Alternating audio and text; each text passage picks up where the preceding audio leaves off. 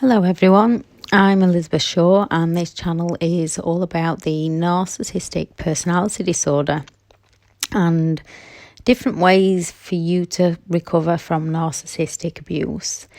This video is a question I get asked a lot, which is why does it feel like 1 minute they love you and then the next they hate you? And why do you still care when they hurt you so much and let you down so often? Being in a relationship with a narcissist can be extremely mentally, physically, financially, and emotionally draining. It's an extremely confusing as they can idolize, love bomb you, and treat you better than anyone ever has, just to bring you crashing down and treat you worse than anyone ever has. 1 minute they're treating you so right and the next they're treating you so wrong, and they just simply do not care. Then they are back to caring for you again, like the flick of a light switch. Yet as we know, normal relationships do have their ups and downs. We know it's normal to disagree and then find a compromise. With the narcissist blame shifting, we are made to feel at fault. With their projection, we are made to feel like we are the ones that have done wrong and we are the ones that need to find the compromise. With the narcissist gaslighting, we cannot see what is truly happening to us or the true reality. So it's even harder to see what's going on, especially when there is no physical violence. And even those narcissists who do use physical violence, they will twist and turn it round through many manipulation tactics, the gaslighting, the projection, the blame shifting, the silent treatments and triangulation into making us question ourselves. What did I do wrong? How could I have handled the situation better? And with the silent treatment often making us look at ourselves for answers to sort the situation out quickly and stop feeling the way we do, whilst they simply appear to just not care. Then when we plead, beg, apologise and make up to them however we can, they suddenly seem to care again. Then with the pity plays and us trying harder and harder to help them, making excuses for them, forgiving them for things that we never thought we'd forgive people for, or even let other people treat us that way. We accepted things that we never thought and never should have accepted as normal because it simply wasn't normal. But at the time, it's so confusing that you don't see what's happening.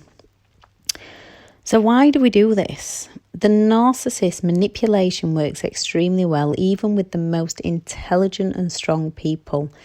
They carefully learn all about us, all our likes, all our dislikes, all our hopes, all our dreams. And then they mirror these and shower us back with our own dreams and hopes, leading us into believing we've met the one. After this, they slowly and carefully, subtly take us down. This is because of their own deeply hidden insecurities. Then they make it our fault. And when we conform to their demands, they will shower us with affection again, reinforcing in our own minds it was something that we did wrong, when all along it was never us. We just have a kind, caring heart, understanding people, make mistakes and want to help other people out.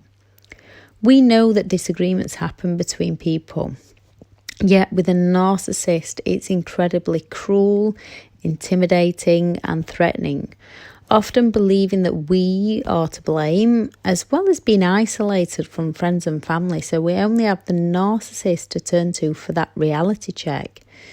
Before understanding the true reality of the situation, most of us are in too deep, are too scared to speak out in case others don't believe what we say. Things that we might have said or done whilst under the narcissist spell, finding it hard to understand within ourselves what's truly happening. Then if we do make it out, the narcissist smear campaigns, taking our homes, our livelihoods, threatening us, using their own children against us, using the courts to further control and punish us, it's incredibly hard. Often they come for the hoover to suck us back in, and through fear of abandonment or just wanting the situation to end, fear of what they might do, or simply our forgiving nature, we go back for the whole cycle to start again. Most of us are guilty in the heat of the moment of saying hurtful things to others. Most relationships have ups and downs when people disagree with those that they care about. Yet because we do care, we don't want to break up. We want to compromise and work it out. This is called object consistency. Even when healthy people not on the disorder do split up, although they know that they're not right for each other and they cannot be together, they can still have a connection and they can still care in some way for each other. So what is object consistency? This is the ability to maintain an emotional bond with others, even when there is conflict or distance. It's a cognitive skill usually required around the age of 2 to 3. This means that those on the narcissistic personality disorder spectrum do not have this skill set and can simply just stop caring when they want and walk away. However, those who've suffered at the hands of a narcissist still have that emotional ability to care and have an emotional bond with someone, even when they're feeling hurt, angry, or disappointed in them and how that they've treated them. Most people can move past the little things. Often those who've been with a narcissist can also seem to move past the bigger things. Yet those with the narcissistic personality disorder, the negative feelings they have towards that person in that moment is all they can ever focus on. All they can focus on is those negative feelings and they do not care.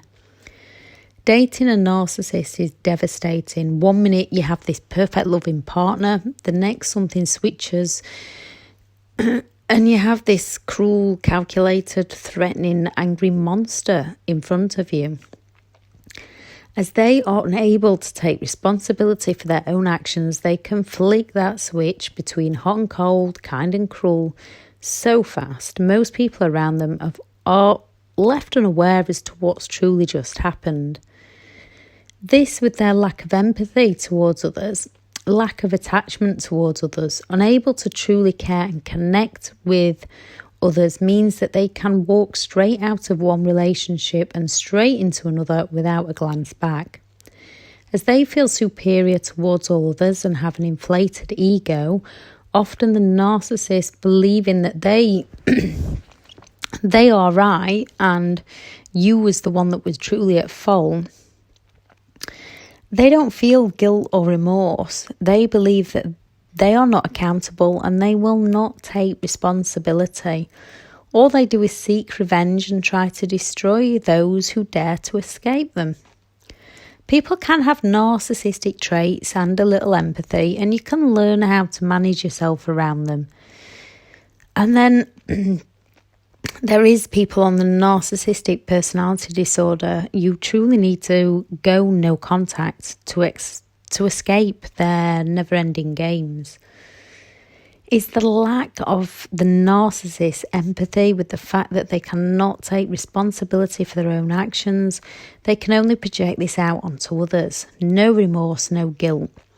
With the lack of object consistency within their own minds, what they think is a perfect partner, as they believe truly they are perfect and above all others. They don't recognise that humans make mistakes or that others make mistakes. So when their partner doesn't fit into their box of perfect and makes mistakes, as all humans do, they do not have the emotional empathy or the object consistency to care. When they make a mistake, they blame shift, believing that you are at fault. They simply want to outdo all others. They want to keep control, or if they can't keep control, they move on to the next target, still believing that the exes were the ones at fault. As to them, it's always something that you did that made them act out. They will up and leave, leaving you alone, confused, feeling crazy, heartbroken, and trying to pick up the pieces of your life, all whilst the narcissist continues to attack with their abusive, manipulative games. To date, it is unknown if some are born this way or something happened in early childhood to make them this way, turning into survival fight mode. Also, to date, no psychologist or researcher has found one that has been able to reprogram their mind and truly change on a permanent basis. They can only change temporary when their needs are being met, which is impossible for you to do on a day-to-day basis, as they truly don't understand themselves. They blame all others, and you just slowly lose who you are when you're around them. By the time people realise that they've been involved with a narcissist, most are often in too deep, either with marriage, children, trauma bonded, to make a clean break, or you've been devalued that much by the narcissist, you truly don't believe you deserve any better and that it is your fault. You do deserve better, and it's definitely not your fault. They love bomb and get us hooked like an addict to a drug. Then they slowly traumatise us and devalue us with intermittent shows of affection to keep us addicted. Then they discard us in some of the cruelest ways, only to reappear again as our saviour, just to take us down again. A narcissist will never truly be able to love and connect with anyone for genuine, fulfilling relationships. That is not what they get into a relationship for. They need a supply of your emotions to fill up their self-worth. They want partners to take care of their every need, to cook and clean for them, clean up after their mess that they make of their life, pay their bills, and take care of all their adult responsibilities, clean up after any and all trouble they cause. They cannot go around lashing out to anybody and everybody, so they look for that intimate partner to be the one that they truly lash out at. They leave many exes in their path of destruction. Most often, we are left isolated, wondering what's just happened, starting life from scratch, confused with a complete loss of self. Narcissists manipulate all those around them in one form or another, often getting enablers and flying monkeys to do their dirty work for them. Narcissists also don't have the ability to see others' viewpoints, ideas, or perceptions. They cannot see that although people are good, occasionally they make a mistake and might hurt someone's feelings.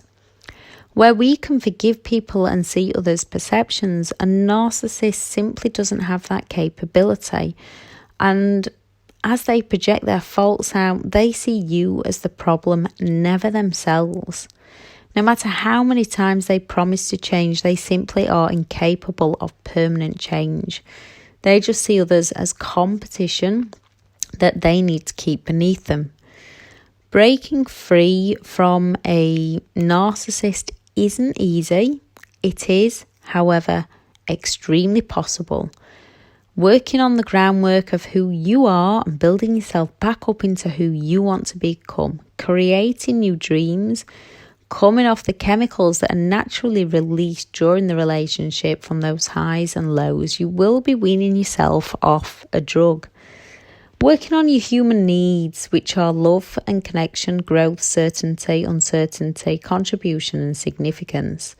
A narcissistic relationship hits all of these needs at one point or another. And anything that you do that meets three of these needs through actions, emotions, you become addicted. Going and trying new activities, meeting new people for love and connection. And I don't mean jumping into a relationship for love and connection. You can get love and connection from friendships also. To meet growth and uncertainty when you start new things, and certainty when you get into a new routine. Finding something where you can connect with others, contribute to others, to learn and grow. You need to become addicted to something else, a good cause, something you enjoy, something you are passionate about. Yoga and mediation, that's because I've just been to mediation. Yoga and meditation, as well as exercise, are extremely helpful. Learning who you are, surround yourself with positive people, working on your mindset, throwing away all those negative, toxic, subconscious thoughts that the narcissist projected into you, and creating a new thought process that is truly you, on who you want to be and how you want your life to be, and focus on where you want life to take you now. Take yourself out of the past and focus on your future. Start telling yourself, I can and you will, that I am special and I do deserve better, that I am worthy. Working on who you are, focusing on yourself and a whole new life for you, and you will heal and you will recover. You just need to keep that focus. You need to keep those negative thoughts out of your mind. And I know it's difficult to begin with. It is a learning curve. You are learning something new. You are learning to reprogram that subconscious mind and get rid of all those self-doubts, because those self-doubts only ever hold you back. And you've got to start believing in yourself, and you've got to start visioning where you want your life to take you. And then you've got to start taking the steps to get yourself there. And even if you don't see it working out straight away, you must keep going and keep going. And anything you do see working out, you've got to make notes of this to keep you on the right path. You are allowed down days. It's human nature to have down days, but you've got to pick yourself up and go again. You can and you will recover from this. Thank you for listening. Bye.